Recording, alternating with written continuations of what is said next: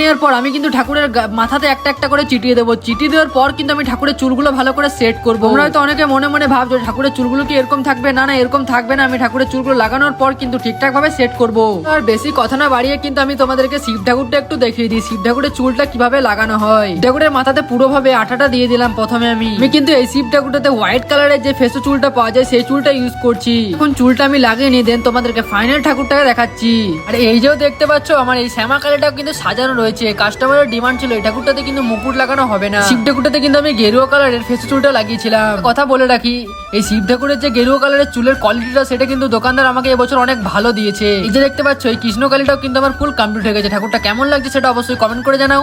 তোমাদের কয়েকটা নাম রয়েছে সেগুলো আমি বলে দিই। বাঁকুড়া জেলা থেকে রাহুল মন্ডল, রিজু মন্ডল, সুদীপ মেটে, চান্দানি, তুষার, কাটোয়া থেকে কৃষ্ণা, ইন্দ্র কাটোয়া থেকে। সকলকে অনেক অনেক ধন্যবাদ আমার ভিডিওগুলো দেখার জন্য আর আমাকে সাপোর্ট করার জন্য।